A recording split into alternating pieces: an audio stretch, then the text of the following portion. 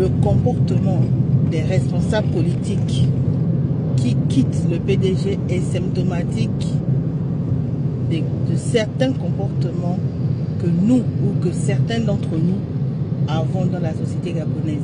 L'individualisme, ils ne pensent qu'à eux. Ils vont se présenter au local, aux législatives. Ils ne pensent qu'à eux. Le parti, comme ils n'ont plus la manne financière qui tombait du ciel, ils n'ont plus rien à faire avec ce parti-là, dans lequel ils ont milité pendant des dizaines d'années. Ils quittent le bateau comme si de rien n'était. Pas de congrès, on n'essaye pas de discuter comment faire renaître le parti. Ça n'intéresse personne. Ils sont en train de laisser une construction qui a presque 60 ans. Ils sont en train de la dépecer. Je répète encore une fois, un parti politique qui a réussi à avoir tous les présidents en dehors de celui actuel qui veut créer son propre parti. Il n'a jamais été encarté, je suppose. Donc, c'est symptomatique. Comment veut-on créer une relève?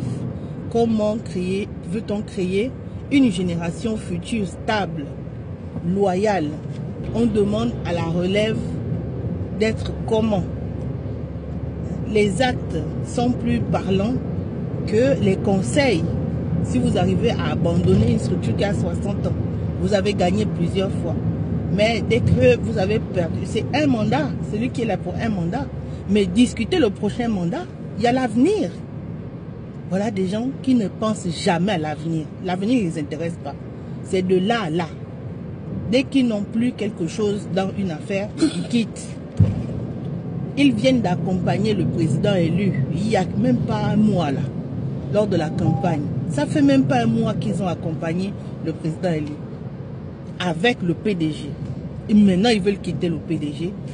Pourquoi? Vous avez utilisé l'appareil pour, soi-disant, aider à élire un président à qui le peuple voulait dire merci. Un merci, bon, les merci que vous connaissez. On appelle ça merci. Et maintenant, vous dites que vous quittez le PDG que vous avez utilisé pour faire élire quelqu'un. Vous allez où? Vous allez rejoindre ce quelqu'un-là. Pour faire quoi? Mais vous allez lui faire la même chose. Les législatives, vous allez induire nos anciens qui sont dans les villages en erreur. Parce qu'ils sont très attachés à la filiation. Mais nous aussi, nous sommes leurs enfants. On va aller leur expliquer que cette fois-ci, laissons d'abord les grands là. Essayons un peu aussi avec les jeunes qui sont aussi vos enfants, qui veulent réellement, eux, travailler pour vous. Et s'ils ne travaillent pas, chassez-les. Comme dirait un président devenu célèbre. Quelle génération future avez-vous créée, avez-vous formée? Comment veut-on que la jeunesse gabonaise soit stable, soit loyale, aime l'intérêt commun? Quel exemple montrez-vous? Vous ne donnez aucune chance à un parti qui vous a tout donné. Aucune chance. Sous prétexte qu'on ne tourne pas le dos au pouvoir. Ça veut dire quoi? On ne tourne pas le dos au pouvoir. Qu'est-ce que ça signifie? Donc vous c'est le pouvoir qui vous intéresse. La nation gabonaise ne vous intéresse pas. C'est le pouvoir. La personne qui a le pouvoir, vous êtes derrière elle. Et dès qu'il aura perdu le pouvoir, vous allez basculer chez une nouvelle personne. C'est quel genre de comportement ça? Vous ne pouvez pas faire ça à un parti qui vous a tout donné pendant des dizaines d'années. Vous ne pouvez pas le faire. Moi, j'interpelle la jeunesse gabonaise. Personnellement, j'ai une association qui s'appelle l'Avant-Garde. Elle est déclarée au ministère de l'Intérieur.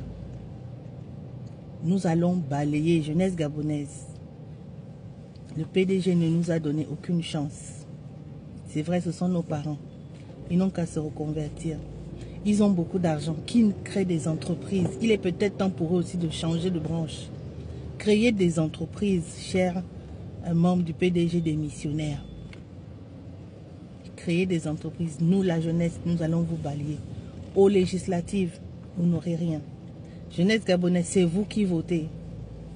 C'est vous, la grande majorité des électeurs, les 900 000 électeurs, 916 000 électeurs qu'on a au Gabon, la plupart sont jeunes.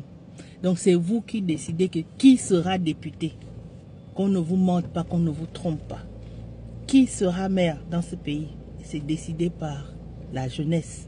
Si vous voyez que les mêmes papas là deviennent maires ou députés, c'est vous qui les aurez élus. Ne vous trompez pas, ne vous trompez pas. Présentez-vous. Mon mouvement associatif, l'Avant-Garde, va présenter des candidats. On se met tous ensemble, on choisit qui on met en avant et c'est cette personne-là que toute la jeunesse vote. Il est temps de changer. Il est temps de balayer politiquement toutes ces personnes qui sont déloyales, qui n'arrivent pas à assumer leurs erreurs, qui n'arrivent pas à penser à l'avenir, qui ne pensent pas à la relève, qui vit au jour le jour. Ils ne nous apporteront rien.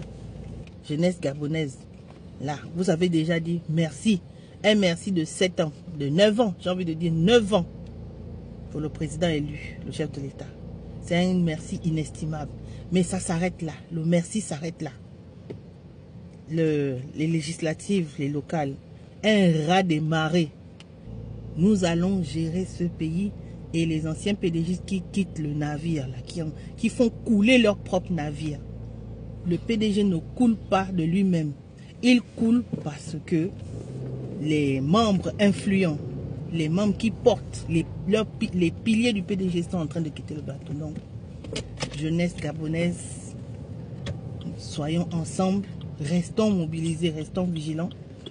Nous changerons ce pays au législatif et au local. Ce sont les députés qui bâtissent un pays. Je vous remercie.